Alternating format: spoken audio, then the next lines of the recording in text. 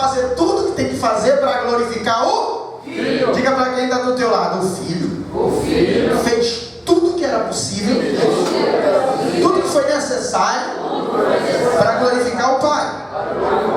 E agora o Pai está fazendo tudo que é necessário para glorificar o Filho, com um único propósito: você ser cheio do Espírito Santo. Você não entendeu isso? Não, eu vou largar o microfone porque você não entendeu. Porque se o Filho não for glorificado, ele não vem. Então por que o Pai está fazendo tudo isso? Lindo! É o Espírito.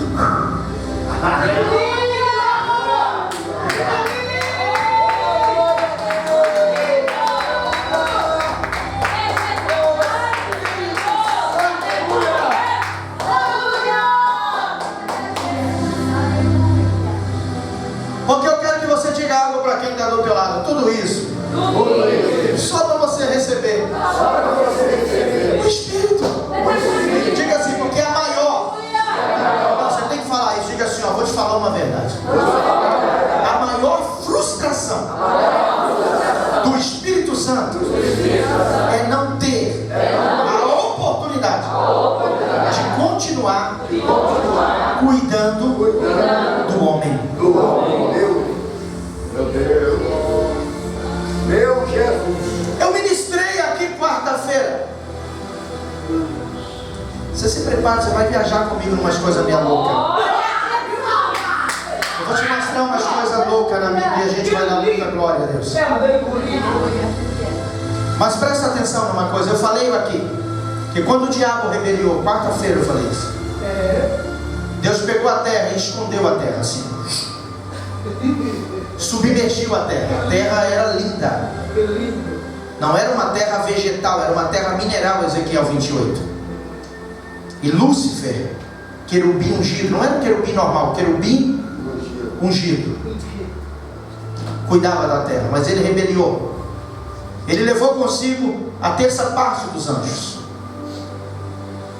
E agora eu falei aqui que ele fez a terra se tornar em uma terra catastrófica, sem trevas, ou sem forma, vazia, em trevas e em abismo, escuridão, abismo.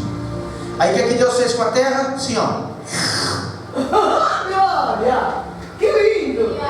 Que lindo, Jesus! E agora presta atenção, quando a terra é toda descaracterizada por Lúcifer, agora o diabo, Abaddon, destruidor, Deus fala para o seu espírito: olha, desça e cuida da terra. Glória! Que lindo! Que lindo! No princípio criou Deus os céus e a terra estava sem forma, vazia, em trevas e em abismo. E o Espírito Parava sobre as águas. Então, quando a terra ficou daquele jeito que a gente já falou, Deus falou: meu Espírito agora desça lá e guarda a terra, preserva a terra, cuida da terra, porque eu tenho projetos para a terra. Oh, glória! Que lindo! Então Deus, quando olhava, ele não via apenas uma terra vazia, sem forma, em trevas e abismo. Ele via tudo que essa terra ainda geraria, produziria, como projeto que é a raça humana. Que lindo! Então qual era a função do Espírito? Guardar a terra, proteger a terra, porque da terra Deus ia criar o homem. Gênesis 1, 26. Façamos o homem a nossa imagem, segundo a nossa. Gênesis 2, 7. Formou o Senhor Deus o homem do pó da e soprou nas suas narinas o fôlego. Então diga para quem está do teu lado: o Espírito Santo estava guardando a terra. E aí, olha que coisa linda, ele continuou guardando até Gênesis 6. Em Gênesis 6 o pai fala assim: meu Espírito, venha, porque o homem está pecando muito, não dá para você continuar com o homem, então venha. Mas a missão do Espírito Santo era cuidar, agora não mais do globo terráqueo, mas cuidar dos homens, cuja matéria-prima foi a terra. Só que agora em Gênesis 6, Deus fala: olha, Espírito, não dá mais para você continuar cuidando da terra, essa terra aí está pecando muito, então vem embora. E o Espírito Santo agora é retirado. Diga para quem está do teu lado: isso é uma missão frustrada. Pergunta para quem está do teu lado: você gostaria de começar algo que você ama muito e não tem condição de continuar? Então agora você consegue imaginar comigo a alegria do Espírito Santo? Não, pensa assim comigo, viaja comigo. A alegria do Espírito Santo quando ele ouviu uma frase da boca de Jesus: eu rogarei ao Pai para que ele vos envie outro, o Espírito Santo. Não, imagina, irmão, desde Gênesis capítulo 6, versículo 3, que a missão do Espírito Santo tinha sido frustrada. E agora ele está lá debaixo do trono, porque o Espírito Santo, você vai ver isso em Ezequiel 1 e Ezequiel 2, o Espírito Santo debaixo do trono, movendo as rodas do trono. Aleluia! Porque o trono de Deus, meu irmão, não tem pé, não é pé. Você vai ver tanto em Daniel, você vai ver em Zacarias, você vai ver lá em Ezequiel, que o trono de Deus tem roda. O trono de Deus não é fixo, é móvel. Onde tem adoração, ele...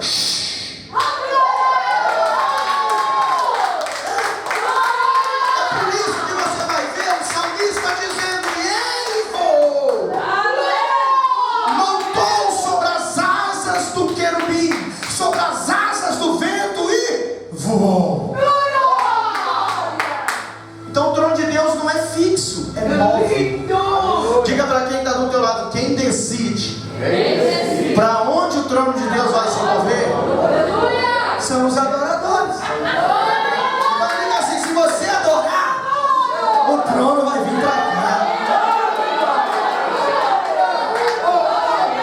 Não, eu vou repetir porque você não entendeu. Se você adorar, o trono vai vir onde você está, receber o cheiro da tua adoração. Aleluia!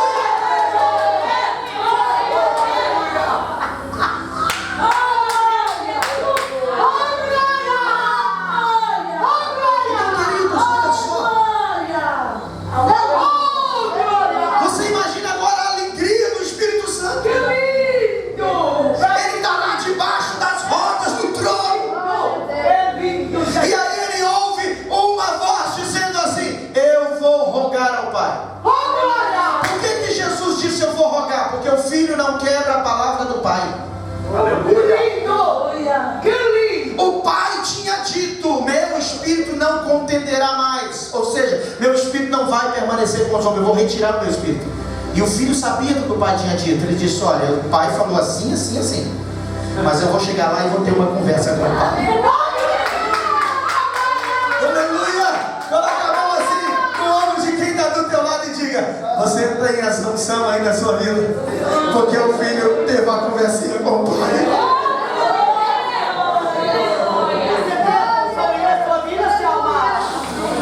Aleluia! O filho ó, já conversou com o Pai. Aleluia! Amém? Então o Espírito ficou naquela expectativa: eu vou cuidar de novo do homem. Imagina a alegria dele. Eu vou cuidar de novo. Tudo aquilo que eu comecei que ficou parado. Imagina aqui, quando você vai retomar aqui, vai começar a pregar de novo. Eu já tenho certeza que já passou na cabeça dele um monte de tema de pregação.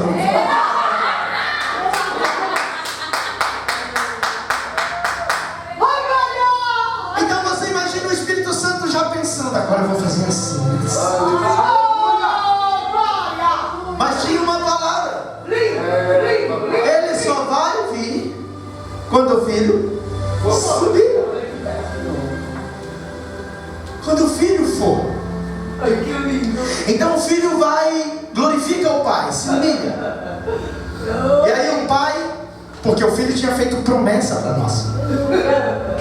Você entende? O filho tinha falado coisas que iam acontecer conosco. Então, Pai, agora eu preciso glorificar o filho. Então a morte é o Pai dando vitória Ou a ressurreição é o Pai dando vitória sobre a morte. A ascensão é o Pai dando vitória ao Filho sobre a hierarquia satânica na região celestial. Você imagina? Que lindo! O Filho de Deus agora ressurreto, passando no meio daquela capetada. Imagina! Porque ninguém passou lá assim, não. Imagina!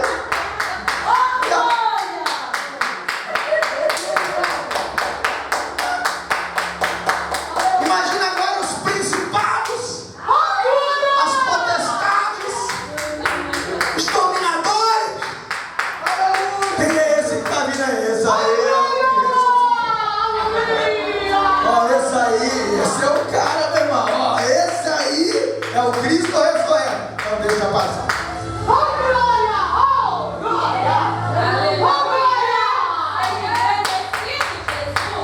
Então assim, a ascensão é o Filho levando como eterno sacerdote Que lindo, Jesus! o sangue que ele adquiriu quando glorificou o Pai. Que lindo! Então quando o Filho morre, ele derrama o seu sangue para glorificar o Pai. Então quando agora ele ressuscita, está se ascendendo aos céus, ele está levando o sangue que glorificou o Pai, redimindo a humanidade.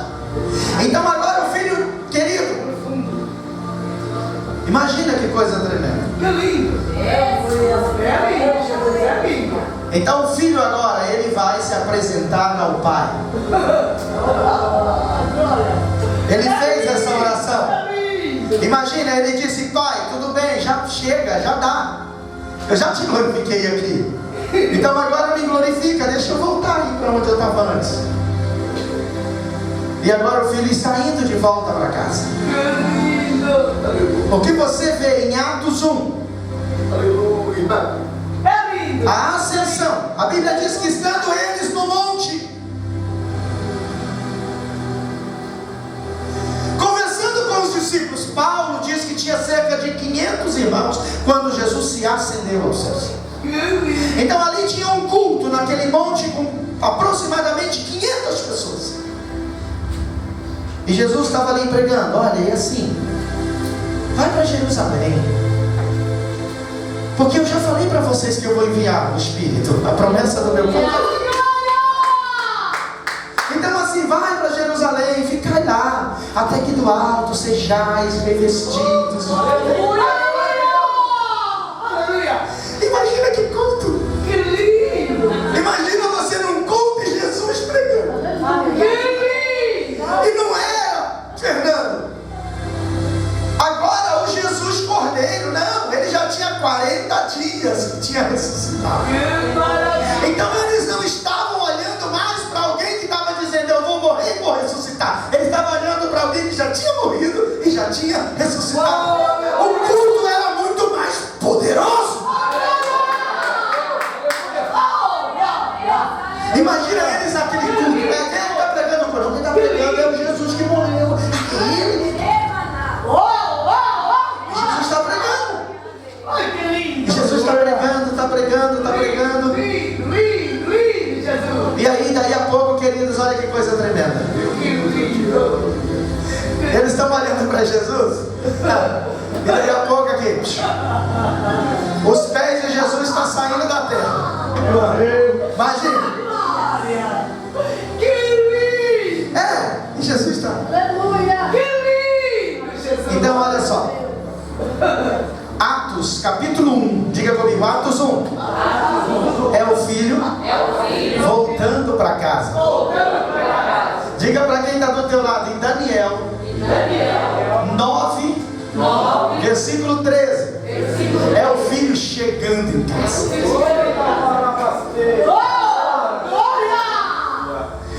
Se você pegar Atos 1, você vai ver os discípulos olhando para o alto e vendo Jesus subir, até que uma nuvem vem e o encobre.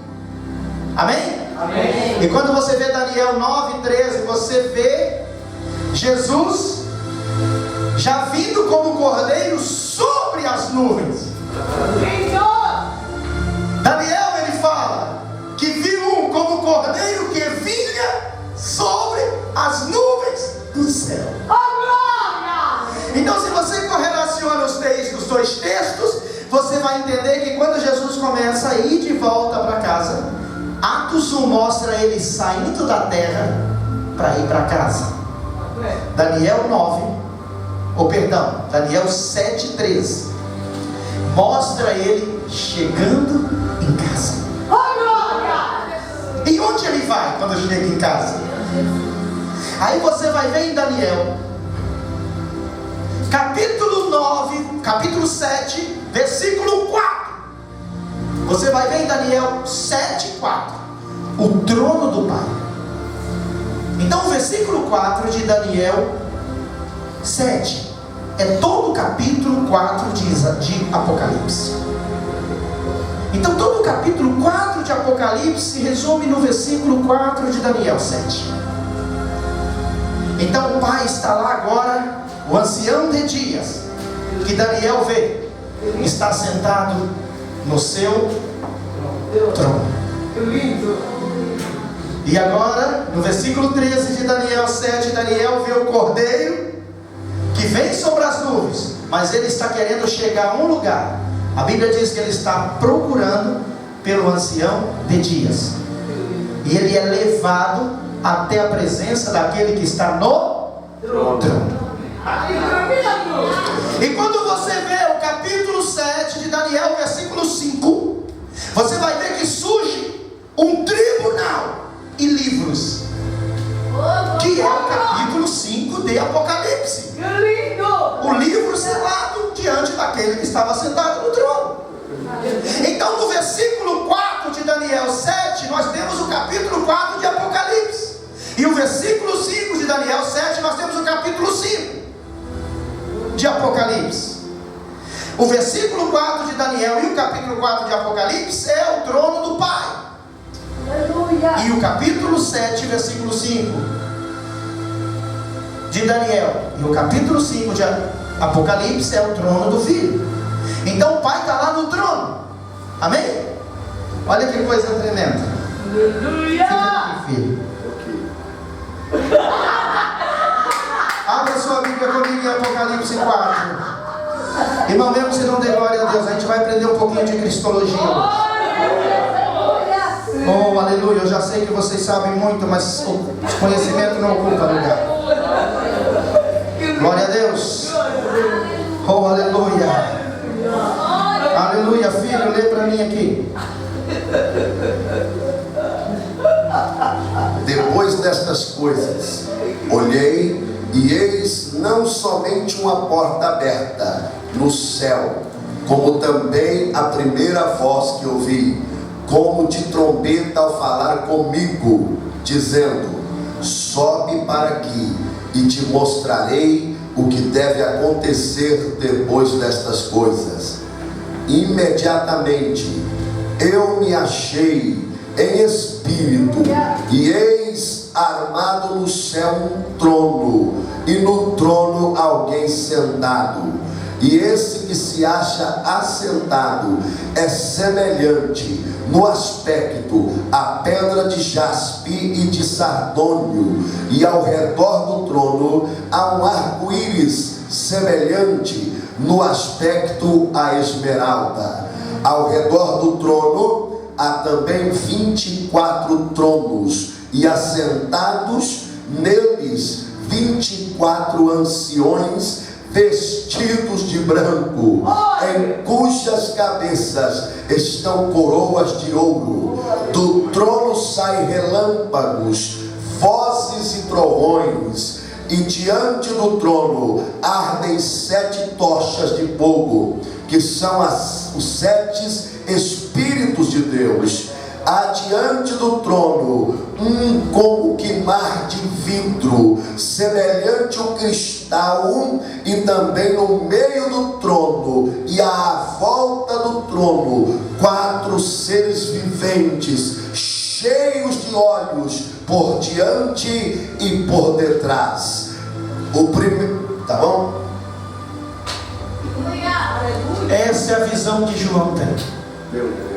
O Pai assentado no 24 anciãos, 4 seres viventes, rosto de homem, de águia, de leão e de bezerro. E agora, quando o filho chega, Daniel tem essa visão: o cordeiro que vem saltando sobre as nuvens. Ele chega e é apresentado ao Pai. E imediatamente surge, diga para quem está do teu lado, o segundo trono, que é o trono do Filho. Então agora o Pai decide entronizar o Filho. Aleluia. Diga assim para quem está do teu lado: Ele é o Cordeiro morto antes da fundação do mundo. Diga: quando o Pai pensou na nossa salvação, na nossa redenção, Ele já viu o Filho como Cordeiro. Então assim, diga para quem está do teu lado: pensa assim comigo. Na mente do Pai, o Filho já estava morto como Cordeiro antes da fundação do mundo. Então pensa comigo: se o Pai pensou na morte, diga: o Pai pensou na morte, pensou na ressurreição e pensou no trono. Então ao lado do Pai estava o trono do Filho. É por isso que quando você vê lá no livro de Isaías, o que está escrito em Isaías? Subirei acima das mais altas. Isaías 14. Acima das estrelas. E estabelecerei o meu trono junto ao trono do Altíssimo. Isaías 14 faz menção à rebelião